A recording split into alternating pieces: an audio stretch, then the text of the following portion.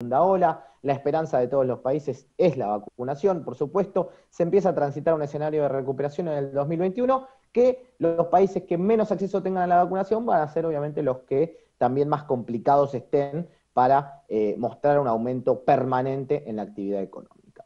¿Qué está pasando en el frente internacional y por qué les traigo este punto? En el mundo, la inflación es un fenómeno que empieza a volver de alguna manera. ¿Qué pasó en los Estados Unidos? Se empiezan a ver números que no se veían desde el año 2008, con lo cual hace 13 años que no se veían una inflación del orden del 5% interanual, tras meses de abril y mayo que fueron sobre todo muy elevados, ¿no? Esto quiere decir que nos empezamos a meter en un contexto de mayor inflación, precios que empiezan a cambiar y un dólar más deteriorado a nivel global, que obviamente tiene su impacto en el segundo punto, que son las commodities, lo cual ha favorecido mucho a las economías emergentes, por ejemplo la nuestra también, que es gran exportador de soja, maíz, y por ejemplo, oro es el punto en el cual, el activo en el cual se empieza a refugiar el mundo también, llegando a su pico de $2.000 la onza, hoy un poquito por debajo de aquel pico. Pero ¿qué vimos? ¿Qué estamos viendo en términos globales? Más inflación, un dólar un poco más deteriorado, en las últimas jornadas se empezó a recuperar,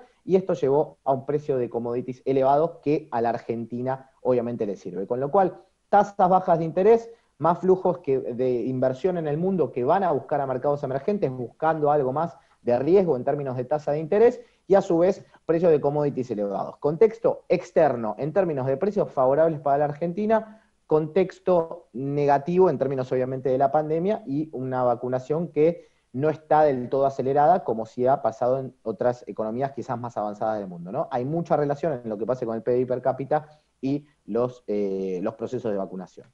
Vamos, ya nos metemos directamente en la Argentina, si no me detengo demasiado, que el mensaje principal está dado.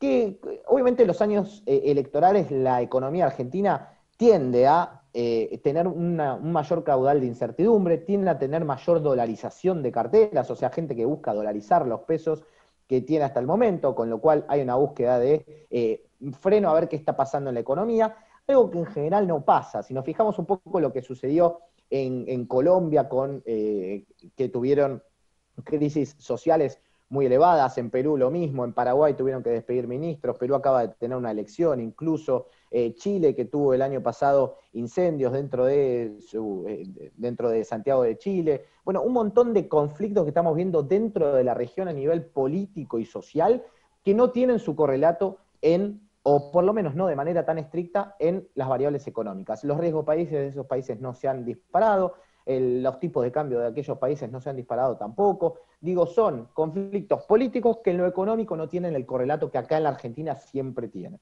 ¿no? Y esto me parece que es importante para entender un poco qué puede llegar a pasar acá y por qué en Argentina la política juega un rol tan trascendental, ¿no? Sobre todo porque es una economía muy, muy pendular.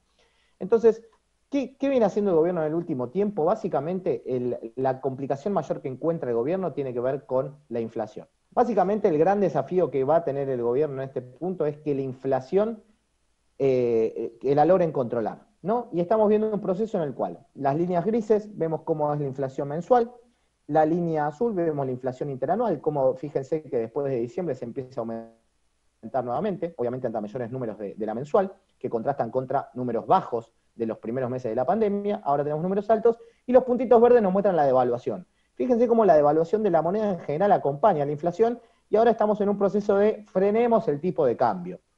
Un tema que obviamente para cualquier industria y cualquier negocio es necesario entender qué va a pasar de acá en adelante.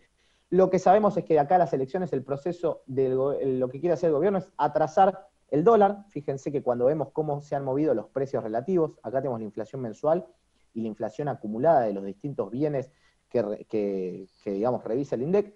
Lo que está por debajo de esta línea nos está mostrando básicamente lo que se está trazando de alguna manera en términos de lo que en algún momento habrá que volver a aumentar. El dólar está quedando atrasado en este sentido. Vivienda, agua, luz y electricidad se está atrasando, o sea, todo lo que tiene que ver con servicios eléctricos y de gas.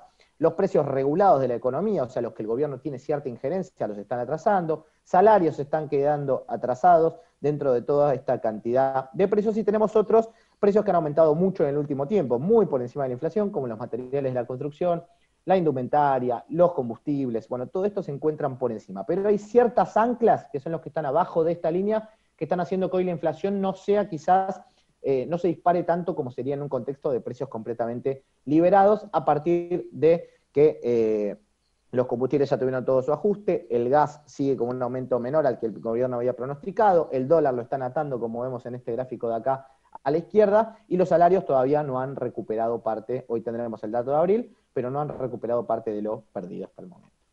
¿Qué estamos viendo? Además de que hay una inflación elevada, que hoy los plazos fijos se están perdiendo contra la inflación, y los países de la región, México, por ejemplo, Brasil, por ejemplo, han aumentado las tasas de interés ante el miedo de que haya inflación en la economía.